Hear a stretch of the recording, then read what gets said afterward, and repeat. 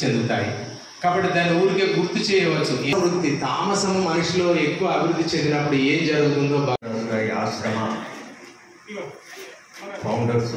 భగవతే వాసుదేవాయ ఓం నమో భగవతే వాసుదేవాయ ఓం నమో భగవతే వాసుదేవాయ ఓం నమో భగవతే వాసుదేవాయ. నారికేళాన్ని కూడా సమర్పించవలసిందిగా ప్రార్థన. ఈ 10 రోజుల కార్యక్రమాల్లో నిన్నటి రోజు ఒక ఎగ్జామ్ తీసుకున్నారు, భగవద్గీత ఎగ్జామ్. మనం విన్న దానిలో ఎంత అవగాహన కలిగిన దానిలో కృతకృతులైన వారు ఎంతమంది, అందులో అత్యంత ప్రతిభ కనబరిచిన వారు ఎంతమంది, వాటన్నింటినీ కూడా 40 సంవత్సరాలుగా జగిత్యాల పట్టణంలో విజయశాలిక చిట్ ఫండ్స్తో ఎంతోమంది ఆర్థిక అవసరాలు తీరుస్తున్నటువంటి అనంతుల రామకృష్ణన్ దంపతులు ఈవేళ బహుమతి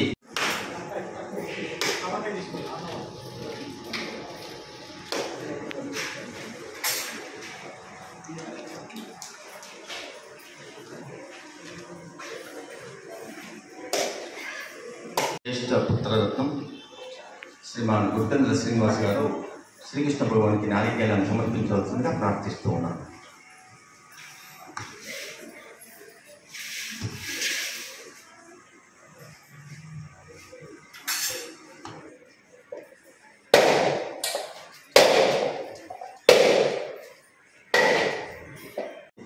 ఈ కార్యక్రమాన్ని సుసంపన్నం చేయడానికి వచ్చేసి ఈ మధ్యనే వాగు పక్కన రోమాన రాముని నిలుపుకున్న అంజన్న ప్రత్యక్షమయ్యాడు భూలోకి నుండి. అటువంటి అంజనను ఏం చేయాలని అక్కడ వాసులందరూ కూడా ప్రయత్నం చేస్తుంటే పూజా కార్యక్రమం గురించి అనేకమైన విషయాలను అనేక మందితో చర్చించినటువంటి వారు శ్రీకృష్ణ భగవానికి నారికేళాన్ని సమర్పించవలసిందిగా ప్రార్థిస్తున్నాను.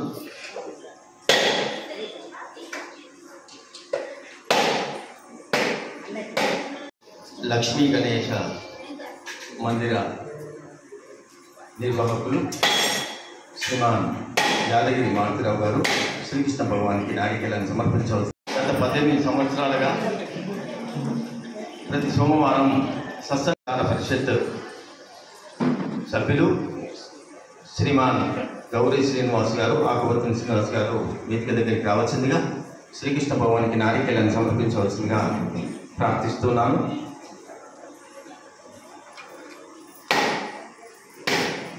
వెంకన్న గారు శ్రీకృష్ణ భగవానికి నారికేళాన్ని సమర్పించేందుకు రావాల్సిందిగా ప్రార్థిస్తున్నాను.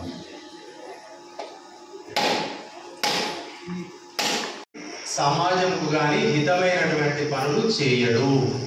నిద్రాది వృత్తులు అంటే అధికంగా నిద్రించడం, చేయాల్సిన పనులను వదిలిపెట్టడం, వాయిదాలు వేయడం, నిరాశ నిస్పృహలతో జీవించడము, ఇవన్నీ కూడా తమో గుణము ఎక్కువ అభివృద్ధి చెందినప్పుడు జరుగుతూ ఉంటాయి.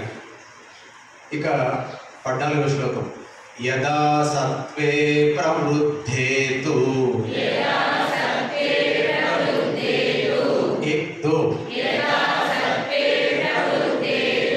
ప్రళయం యాతి దేహభృత్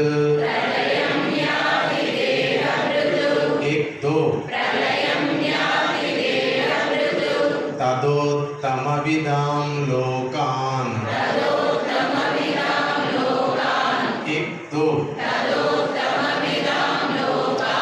అమలాన్ ప్రతిపద్యతే. సత్వగుణము వృద్ధి చెందినప్పుడు మనుజుడు మరణించినచో, అంటే ఏ గుణము ఎక్కువగా ఉన్నప్పుడు, సత్వగుణం అంటే మంచి గుణం అని చెప్పుకున్నాము. సత్వగుణం అభివృద్ధి చెందినప్పుడు కనుక మనిషి మరణిస్తే అతడు ఉత్తమ కర్మలను ఆచరించు వారు చేరిడి నిర్మలములైన స్వర్గాది దివ్య లోకములను పొందును. అంటే సాత్విక గుణం ఎక్కువగా ఉన్నప్పుడు కనుక ఆ మనిషికి మరణం వస్తే ఉత్తమ లోకాలను చేరుతాడు అని పరమాత్ముడు తెలియజేస్తున్నాడు. కాబట్టి మనం దేనికోసం కృషి చేయాలి చెప్పండి? ఈ గుణాలను మనము సంస్కరించుకోవాలి. ఏది రజో గుణము మనకు తెలియాలి, ఏది తమో గుణము మనకు రజో తమో గుణాలు. ఆ గుణాలకు సంబంధించి వ్యక్తులను కూడా గుర్తుపెట్టుకున్నాం. సత్వగుణానికి విభీషణుడు, రజోగుణానికి రావణుడు, తమో గుణానికి కుంభకర్ణుడు. ఈ లక్షణాలు మనకు ఈజీగా గుర్తుండిపోతాయి. అవి ఎవరి లోపల ఏది ఎక్కువ ఉంటే ఆ గుణం ఎక్కువ ఉన్నట్టు. అందరికీ 3 గుణాలు ఉంటాయి, కానీ ఏది ఎక్కువైతే మిగతా రెండింటిని అది డామినేట్ చేస్తుంది, అణచివేస్తుంది మిగతా 2 గుణాలను. ఇది లెక్క. 13వ శ్లోకం చూద్దాం. అప్రకాశో ప్రవృత్తిశ్చ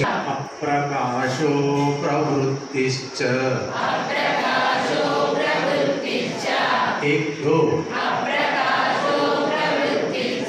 ప్రమాదో మోహ ఏవ చ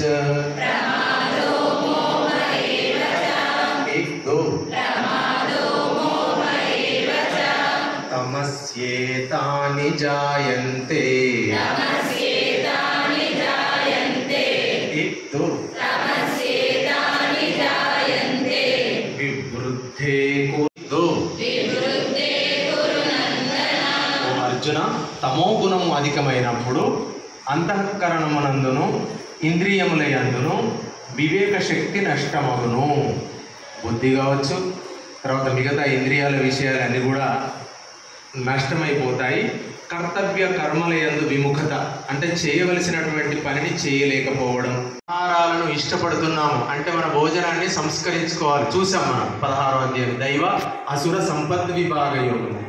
దైవీ లక్షణాలను అభివృద్ధి చెందింపజేసుకోవాలి. అప్పుడే సత్వగుణం అనేది అభివృద్ధి సాధ్యమైంది. ఇదంతా కూడా సాధన ద్వారా, విచారము ద్వారా, సత్సంగము అంటే మనము నిరంతరము ఇట్లాంటి విషయాల చర్చ, మనం ఆశించిన స్థాయిలో సత్సంగాలు జరగట్లేదు. అంటే మనుషులలో పరివర్తనకు సంబంధించినటువంటి అంశాలను అక్కడ చర్చించట్లేదు. తిరిగి ఆలోచించాలి.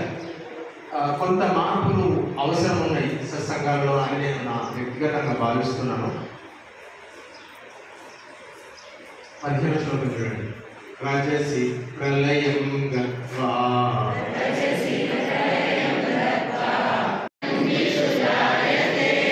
తథా ప్రలీనస్తమసి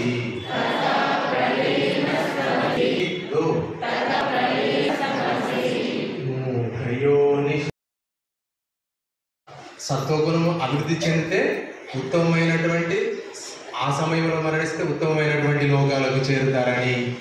రజోగుణము అభివృద్ధి చెందినప్పుడు మృత్యువు కనుక ప్రాప్తించినచో మనకు తెలియదు, మన చేతిలో లేదు కాబట్టి. రజోగుణము అభివృద్ధి చెందినప్పుడు మృత్యువు ప్రాప్తించినచో అతడు కర్మాసమైన అంటే పనునిమైనటువంటి కర్మలు ఇష్టమైనటువంటి మాలో తమో గుణం అభివృద్ధి చెందిన కాబట్టి ఇబ్బంది జరుగుతుందంటే సంతోషంగా ఉంది. నేను ఈ 10 రోజులలో 3 రోజులే అటెండ్ అయ్యాను. భగవంతుడున్న బృందావనానికి వెళ్ళాను కాబట్టి ఈ భగవద్గీత వచ్చిన తర్వాత వింటే చాలా సంతోషమైంది. నేను జిడేకిషన్ సార్ది కూడా క్లాస్ విన్నాను, కానీ శ్లోకాలకు అర్థం లేకుండా విన్నాం. ఇక్కడ రామరెడ్డి సార్ అది చెప్పుకుంటూ దాని గురించి అర్థం చెప్పి దానికి ఒక ఎగ్జాంపుల్ చెప్పి మన జీవితంలోనే భగవద్గీత ఉందని చెప్పారు.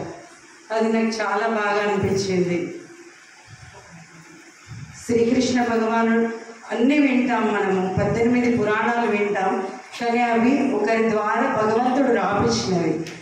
ఇది కురుక్షేత్రంలో అర్జునుడు నేను ఇదంతా చేశానని బాధపడుతుండగా స్వామి కర్తగా ఉండి కర్మని మీ ద్వారా చేపిస్తున్నానని చెప్పి తన నోటితో స్వయంగా చెప్పిన భగవద్గీతను మనందరికీ అందించి ఇప్పటి నుండి మన సత్సంగాల్లో కూడా ప్రతి వారమైనా ఎక్కడ ఏ గుళ్ళో సత్సంగం జరిగినా ఈ భగవద్గీతను కూడా మనం ముందు 5 శ్లోకాలైనా 2 శ్లోకాలైనా చదువుకొని సత్సంగం జరిపించాలని మనకి తన ద్వారా తెలిపి మనకు తెలిసినా మళ్ళీ చెప్పి మనమందరం అది ఆచరించి భగవద్గీతను మళ్ళీ క్లాస్ పెట్టేసరికి మనందరం కూడా భక్తి యోగము, పురుషోత్తమ ప్రాప్తి యోగము సార్కి మనమే చెప్పేటట్టు కావాలని అందరినీ కోరుకుంటూ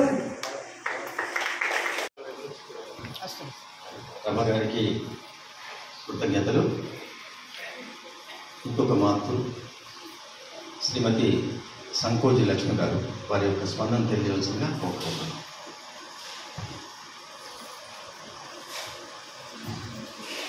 సభాయన మహా అంటే సరిపోతుంది. నీ కనులకు మబ్బు కమ్మినదేమో కాస్త తుడుచుకొమ్ము, గీతను తెరుచుకొమ్ము, భగవద్గీతను తెరుచుకొమ్ము.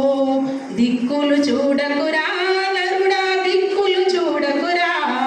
నీ కరముకు తిమ్మిరి ఎక్కినదేమో కాస్త మెదిపి చూడు, గీతను తెరుచుకొమ్ము, భగవద్గీతను తెలుసుకొమ్ము. ఈ సనాతన ధర్మం లోపల మనం నేర్చుకుంటున్న జ్ఞాన విజ్ఞాన భండారం.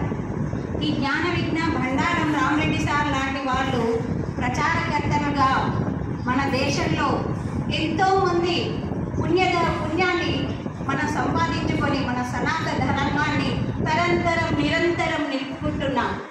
ఈ సనాతన హిందూ ధర్మాన్ని కాపాడుకోవడంలో మనం ఇతర మతాలను మనం అనుకుంటున్నాం వాళ్ళ మతాల్లో వాళ్ళు పిల్లలను తీసుకెళ్తారు, క్రిస్టియన్స్ తీసుకెళ్తారు. కాదు, మనం ఎంతమంది జనాభా ఉన్నామో ఈ సనాతన ధర్మం ఎన్ని రకాల యుద్ధ భూములు మన దేశంలో పరిగెత్తించినా కూడా మన ధర్మాన్ని మనం కాపాడుకుంటున్నాం. కాబట్టి ఇలాంటి రామరెడ్డి సార్ వాళ్ళు వారి తండ్రి గారి పరంపరను మనము మన కణంలో జీర్ణించుకొని పోయి ఈ మన ధర్మాన్ని కాపాడుకుంటున్నామే. అది మనలో జీర్ణించుకుపోయిన హిందుత్వం మాత్రమే.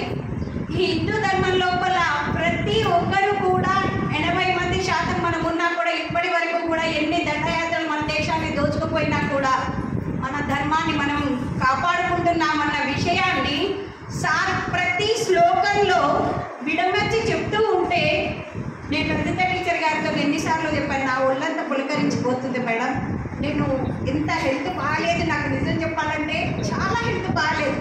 అయినా కూడా సార్ ప్రవచనం వినాలి అన్న మొండి ధైర్యంతో నేను ఇప్పటి వరకు రోజు వస్తున్నా. మేడం కూడా అంటున్నారు, మీకు మీ మనోధైర్యమే మిమ్మల్ని పరిగెత్తిస్తుంటుంది మేడం మిమ్మల్ని అని. చాలా మంది అనలైజ్ చేయరు, వింటా ఉన్నాం. ఎక్కడికి వెళ్ళినా కూడా అదే వినిపిస్తూ ఉంటుంది. టీవీలో ఇప్పుడు టీవీలో మొబైల్లో ఎక్కడ చూసినా కూడా అదే వస్తాం. కానీ దాని గురించి డెప్త్గా ఆలోచించడం అనేది తక్కువ. మేమేంటంటే ఎస్పెషల్లీ సైంటిఫిక్ కమ్యూనిటీలో ఉన్నాం కాబట్టి ఫస్ట్ నుంచి సైన్స్ బుక్స్ కానీ, మెడికల్ బుక్స్ కానీ, సర్జికల్ బుక్స్ అని మేము అన్ని చదువుతూ ఉంటాం. కాకపోతే ఒకటి మాత్రం ఏంటంటే సైన్స్ ఎంత డెవలప్ అయినా కూడా కొత్త సృష్టిని మాత్రం క్రియేట్ చేయలేదు. కొత్త మనిషిని కానీ కొత్త జీవితాన్ని క్రియేట్ చేయలేదు. సైన్స్ ఏం చేస్తుంది, మాడిఫై చేస్తుంది. సపోజ్ ఒక జెనెటిక్ షీప్ కానీ జెనెటిక్ యానిమల్స్ కానీ మనం పుట్టిస్తాం, జెనెటిక్ వంగడాలు అవన్నీ ఒరిజినల్ కాదు, అంటే 2-3 వంగడాలు కలిపి మాడిఫై చేస్తుంది సైన్స్ అని. అంతేగాని ఒరిజినల్గా క్రియేట్ చేసేది మాత్రం భగవంతుడే క్రియేట్ చేస్తాడని మేము కూడా నమ్ముతా ఉన్నాం. చాలామంది సైంటిస్టులు కూడా ఓన్లీ సైన్సే ఉంది, ఇంకా వేరే ఏం లేదని డిస్కషన్ అనేది జనరల్గా మనకు వస్తూ ఉంటాయి. కానీ చివరిలో చాలామంది చేంజ్ అయిన ఒక సృష్టి అనేది ఒకటి ఉంది, దేవుడు అనేవాడు ఒకటి ఉందని చాలామంది సైంటిస్టులు చివరిలో నమ్మారు. చాలామంది పరిశోధనలకు ఉదాహరణకు ఆల్బర్ట్ ఐన్స్టీన్ సైన్స్ కానీ, అబ్దుల్ కలాం గారికి కానీ, తర్వాత మహాత్మా గాంధీకి కానీ కూడా భగవద్గీతనే ప్రేరణగా నిలిచిందని వాళ్ళు చెప్తారు. నేను చెప్పాల్సిన పని లేదు, వాళ్ళ స్టేట్మెంట్స్ ఉన్నాయి అందులో. సో మేము కూడా టైం దొరికినప్పుడల్లా నన్ను ఇన్వైట్ చేసిన తర్వాత నేను కూడా కొంచెం చూడడం జరిగింది. ఆల్రెడీ చిన్నప్పటి నుంచి మేము కూడా రామాలయం కానీ చాలా టెంపుల్స్ వెళ్ళేవాళ్ళం. సో మెయిన్గా ఏంటంటే కొన్ని అలా ఉన్నాయి మనకు అదొక వే ఆఫ్ లైఫ్, అదొక దాన్ని ఒక ఆదర్శంగా తీసుకుంటే డెఫినెట్గా అందరి జీవితాలు బాగుంటాయి. ఆ పట్టుదల నేర్పిస్తుంది. మనం ఏం చేస్తే మనం అందులో ఏం చెప్తుందంటే మన కర్తవ్యం ఒకటి చేయాలి, రిజల్ట్ పట్టించుకోవద్దని. సో డాక్టర్స్కి అయితే పర్టికులర్గా బాగా సరిపోతుంది. ఎందుకంటే చాలా మటుకు ఏంటంటే చాలా జబ్బు చేస్తాడు, కానీ హీల్ చేసేది మాత్రం భగవంతుడు అనేది ఒకటి ఉంది. సో మన మీద ప్రమాణం చేసి నిజమే చెప్తున్నాం అనేది చెప్పిస్తారు కోర్టులో. కానీ భగవద్గీతలో ఏముందో మాకు కూడా తెలియదని నేను చెప్పాను. ఈ క్లాస్ ద్వారా అందులో ఏముందో తెలుసుకున్నామని చెప్పడం జరిగింది. ఆఖరకు జైల్లో ఉన్న ఖైదీలకు కూడా చెప్పాము భగవద్గీత క్లాస్తో, వాళ్ళలో పరివర్తన వస్తుందని. అలా విభిన్నమైనటువంటి వ్యాపారవేత్తలకు, మహిళలకు, విద్యార్థులకు, రకరకాల వాళ్ళకు వారికి ఒక కోరిక మాత్రం ఉండేది. డాక్టర్స్ క్లాస్ పెట్టడానికి కలవలేదు. ఉదయం పెడదామంటే ఆపరేషన్స్, మధ్యాహ్నం పెడదామంటే పేషెంట్స్, సాయంకాల సమయం ఇంకేదో, వీకెండ్లో పెడదామంటే రెస్ట్ తీసుకునే టైం. ఇవన్నిటితో అది మాత్రం కుదరలే. కానీ ఎందుకో ఏమో రామరెడ్డి గారు భగవద్గీత క్లాస్ చెప్తూ ఉంటే ఆఖరిలో ముఖ్య అతిథిగా ఇచ్చేసినటువంటి గారు డిప్యూటీ డిఎంహెచ్ఓ గారు. ఇప్పుడే రామకిషన్ గారితో నేను అదే అంటున్నాను, మంచి అవకాశం మాకు దొరికింది. ఇప్పుడు ఎట్లాగో మెడికల్ కాలేజ్ కూడా అయింది, దాదాపు 200 మంది డాక్టర్స్గా చదువుకుంటున్నారు. ఇక్కడే ఐఎంఏ బిల్డింగ్ కూడా దగ్గరే ఉంది. మరి రామరెడ్డి గారిని కోరుతూ ఉంటాను, దయచేసి మీరు ముందుకు వస్తే డాక్టర్స్కు భగవద్గీత పఠన శిక్షణ కార్యక్రమాన్ని పెడదాం. ఎందుకంటే ప్రోత్సాహకులుగా ఉంటాం. రామరెడ్డి గారు అందులో ఉన్న మర్మాన్ని మనకి తెలియజేస్తే స్టెథోస్కోప్తో పాటుగా టేబుల్ పైన భగవద్గీత ఉంటుంది ఎప్పుడు కూడా. మీరు శ్రమ తీసుకోవాల్సిందిగా ఈ సందర్భంగా పాదపద్మములకు నమస్కరిస్తూ ఆశ్రమ వాసులైన గురు అవధూత గారి పాదపద్మములకు నమస్కరిస్తూ ఈరోజు సభకు నమస్కరిస్తూ ఈ యొక్క కార్యక్రమాన్ని విజయవంతం చేసిన మీ అందరికి కూడా నా యొక్క నమస్సుమాంజలు. పోతే నేను ఒక చిన్న ఉదాహరణ మాత్రమే చెప్పాలనుకుంటున్నాను. నేను ఎక్కువ రామాయణాన్ని ఎక్కువగా చదువుతాను, రామాయణ మహాభారతాలు కథలు. ఎందుకంటే నేను ఒక ఉపాధ్యాయునిగా పనిచేస్తుంటాను కాబట్టి మా పిల్లలకి కథల రూపంలో మన సనాతన ధర్మాన్ని చెప్పాలనే సంకల్పంతో ఇంగ్లీష్లో చదువుతూ ఉంటాను. బొట్టు పెట్టడము, సూర్య అర్ఘ్యం ఇవ్వడము, మన గురించి మనం తెలుసుకోవడము, ఆడపిల్లల రక్షణ వ్యవస్థ ఇంటికాడ వాళ్ళకి నేర్పరు కాబట్టి ఆ పని నేను చేస్తున్నాను. మాదక ద్రవ్యాలకి దూరంగా ఉండడము, సెల్ ఫోన్కి దూరంగా ఉండమని చెప్తాను ఫస్ట్. అటువంటి శక్తులు ఒక జనక మహారాజు గారికి తెలుసు. వారు వివాహం చేసుకొని అత్తవారింటికి వచ్చారు. దశరథ మహారాజు గారికి ఒక చిన్న కోరిక కలిగింది. నలుగురు కోడళ్ళని ఒకేసారి తీసుకొచ్చుకున్నాను, వీరి యొక్క భోజనాన్ని నేను స్వీకరించాలి అని చెప్పేశారు.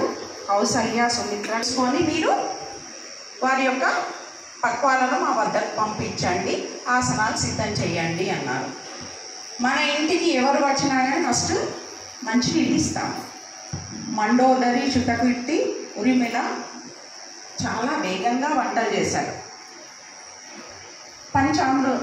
పంచభక్ష పరిమాణాలు చేశారు. దశరథ మహారాజు ఆసీనులై గారి దగ్గర ఉంటే రావాలి. తర్వాత ఇంకొక విషయం ఏంటంటే, మన పిల్లలకి మన సంస్కృతి ఎటువైపు వెళ్తున్నది, దయచేసి ఇక్కడ ఉన్నటువంటి ప్రతి ఒక్క మాత, మన పిల్లలే కాకుండా మన వీధిలో ఉండే పిల్లలకు కూడా మన సంస్కారాన్ని తెలియచేద్దాము. గీత ద్వారా శ్రీకృష్ణుని ముఖత వెలువడ్డటువంటి గీత అర్జునునికి చెప్పారు చాలా బాగా. నాకు అందులో 15వ అధ్యాయం బాగా నచ్చుతుందండి. అప్పుడప్పుడు నేను మననం చేసుకుంటాను, కానీ నాకు అనిపించింది నేను చెప్పాను. మీ అందరికీ నమస్కారం చేస్తూ సెలవు తీసుకుంటాను. ధన్యవాదాలు. జిల్లాలో ఉన్నప్పుడు ఏదో చూసినాం చూడలేదు, కానీ అంటే జగిత్యాల టౌన్ అంతా కూడా కార్యక్రమాల కంటే ఎక్కువగా మరి వాణినగర్ వాళ్ళు చేస్తున్నారు, సంతోషం. కానీ మీరు తప్పిపోయి జిల్లా నగరానికి మాత్రం పోటీకి పోవద్దండి. నగరమే వాణినగరే. ఎందుకంటే బాగా అయిన తర్వాత అసలు నేను తక్కువ నగరానికి అంటే ఈ ఇసుమంతా కూడా ఈ అవకాశాన్ని మనం తీసుకోవాలి. వాళ్ళతో అనడం కూడా అనదు అట్లా. తర్వాత ముఖ్యంగా మరి రామాయణము మహాభారతం రెండు ఒకే ఇంట్లో ఉన్నాయి.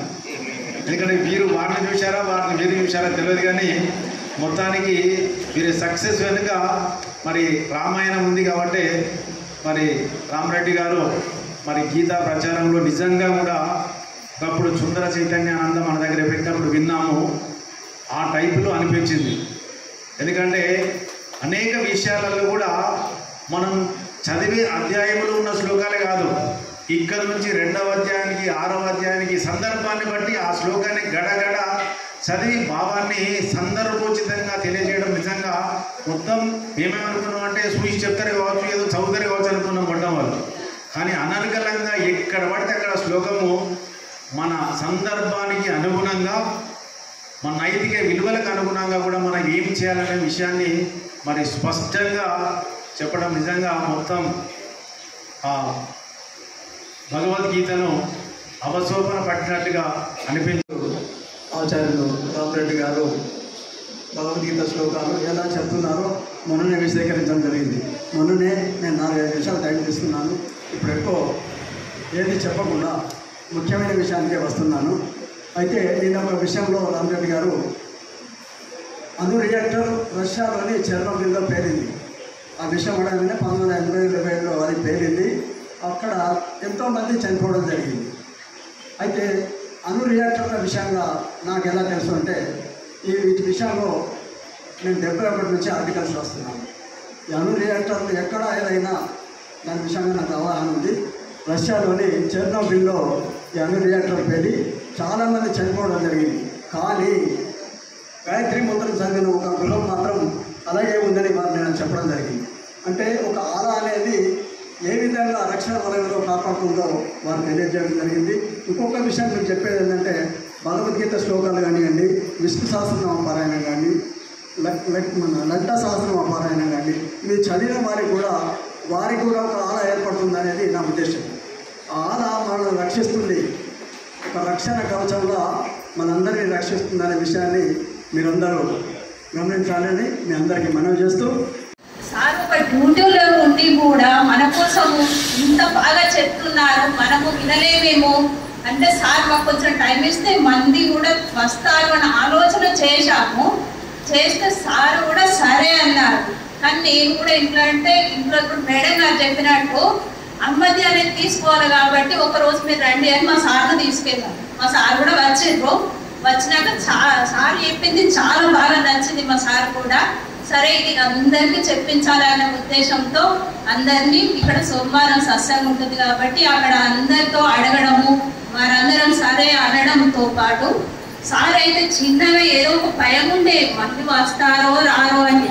కానీ ఆ చిన్న భయం మాకు ఎంతో పెద్ద ఆనందాన్ని ఇచ్చిందని అనుకుంటున్నాము. సార్ గారికి ఎలా అనిపించిందో మాకు మాత్రం చాలా సంతోషమైంది సార్ మీతోటి. ఇట్లాంటి ఇంకా వినాలి అని కూడా ఉన్నది. మాకు మాత్రం భగవద్గీత అనేది మా చిన్నమామ తొలి గురువు. అప్పటి నుండి చదువుతున్నాము, కానీ చిన్నగా తప్పులు ఉండేవేమో. అప్పుడప్పుడు క్లాసులకు వెళ్ళే వాళ్ళము. ఇప్పుడు మాత్రం పూర్తి కొంచెం మంచిగా అంటున్నాము, చదువుతున్నాము, అనుకుంటున్నాము. నాకు ఈ అవకాశం ఇచ్చిన వెళ్తే నన్ను రమ్మంటే వెళ్ళాను. ఇంకా కుమార్ గారు, రాజేశం గారు వాళ్ళు భజన నడిపిస్తున్నారు. ఇంట్లో మనం కలిసి చేద్దామంటే చేద్దాం మీరు అందరంటే ముందుకు పోదామని అంటే అందరం కలిసి చేద్దామని వాళ్ళు అన్నారు. అంటే వారి యొక్క బలంతో సరే ముఖ్యంగా ఎందుకంటే మనకు కావాల్సింది స్థలము దాతను అడగాలి. ఇప్పుడు ఎవరు నిర్వాహకులు చంద్రశేఖర్ గారికి ఫోన్ చేశాను. ఆ సమయం బియ్యాత్మ ఉన్నా చెప్పింది. సార్ అడిగాను. అడిగితే సార్ మీరు చేయండి కార్యక్రమం ఖచ్చితంగా నడిపించుకొని అన్నారు. చాలా ఆనందం అనిపించింది. ఎందుకంటే మనకు కావాల్సిన స్థలం ఇచ్చారు. సార్ పర్మిషన్ ఇచ్చారు. మా అందరి మిత్రుల సహకారం, మా సంఘంలో ఉన్న వాళ్ళందరి సహకారం, అందరూ కలిసి చేద్దామని ముందుకు వచ్చింది. అసలు ఫస్ట్ రోజు 30-40 మంది వస్తారు కావచ్చు అనుకో 50 భగవద్గీత పుస్తకాలు ఇవ్వడం జరిగింది. ఆ రోజే దాదాపు 78 మంది వచ్చారు. పుస్తకాలు సరిపోలేదు. బాగానే మంది వచ్చారు. సంతోషాన్ని. ఎందుకంటే చెప్పేవారు ఉన్నా, చెప్పించేవాళ్ళు ఉన్నా, కానీ వినేవాళ్ళు లేకుంటే ఆ కార్యక్రమం అంతా వేస్టే. కానీ అందరికన్నా ముఖ్యంగా ధన్యవాదాలు తెలియజేసేది ఎవరంటే బాగా నేర్చుకోవడం వచ్చిన వీళ్ళందరికీ పేరున ధన్యవాదాలు తెలియజేస్తున్నాం. మనకు ఆ విధంగా రామరెడ్డి సార్ గారు ప్రతి విషయాన్ని ముఖ్యంగా నాకు ఎక్కువ నేను శ్లోకాలు చదవను. ఎందుకంటే మా ఇంట్లో మా చిన్నబాబు వాళ్ళ మా మిస్సెస్ కానీ మా పిల్లలు కానీ దాని గురించి ఎక్కువ అవగాహన ఉంటుంది. వాళ్ళకి నేను ఎక్కువ ఈ భజన అనడంగానే చెప్పడం కానీ తిరగడం కానీ గుడిలో పోవడం కానీ చాలా తక్కువ. ఈ మామిడి కొట్టే అప్పుడప్పుడు పోతుంటా. అయితే అప్పుడు సార్ చెప్పిన విషయాలు నాకు ఏంటంటే ఆ శ్లోకాల అర్థంలో ఏం జరుగుతుంది దాని గురించి వివరంగా చెప్పడం జరిగింది. ఎందుకంటే ఎన్నో విషయాలు ఇప్పుడు పూజలు చేస్తారు. పూలు పెట్టడం కాదు, కొబ్బరి కొట్టడం కాదు, భక్తి శ్రద్ధ ఎంత కావాలో చెప్పాలి. అది నాకు చాలా నచ్చింది. అంటే అది ముఖ్యం. ఎందుకంటే మనము కాలుష్యం తయారు చేస్తున్నాం. ఎంత కాలుష్యం చేస్తున్నారంటే పూలు ఎక్కువ పెట్టడం కానీ రకరకాల కొబ్బరి తోటలు. మనము శ్రావణ మాసంలో నాగేశ్వర ఆలయం పోతే ఆమె ఊడ్చడానికి ఎంత కుప్పలు ఊడ్చేస్తుంది, పూలు కానీ పండ్లు కానీ దేవుడి కన్నా. అదేవిధంగా ప్లాస్టిక్ గురించి చెప్పడం, సేవ, శ్రీవారి సేవ కానీ వెంకటవారి సేవ కానీ అందరూ పోతుందా, అది కూడా చాలా వివరంగా చెప్పారు. అంటే అక్కడ పరివర్తన కావాలి, మార్పు చెందాలి. మనం ఎన్ని నేర్చుకున్నా ఎంత చదువుకున్నా మనసులో పరివర్తన లేకుంటే అవన్నీ వేస్ట్. కనుక జీవితంలో కొత్త తేజస్ తల్లిబిడ్డ ట్రస్ట్లో పెట్టిన క్లాసులలో అమ్మాయి ప్రాక్టీస్ చేసింది. ప్రతినిత్యం ముందట నుండి అన్నది ఆమెకు నోటికి వచ్చేసినాయండి శ్లోక. గీతను పట్టుకుంటే ఇంకో గీత అవసరం లేకుండా ఉంటుందో అటువంటి భగవద్గీతను పట్టుకున్న మీరందరూ కూడా అదృష్టవంతులే అని చెబుతూ సెకండ్ ప్రైజ్ శ్రీమతి బద్రి వాణిశ్రీ. భగవద్గీత పఠన శిక్షణ శిబిరాల్లో ఇదివరకు పాల్గొన్న వారే. పురుషుల్లో ఒకే ఒక్కడు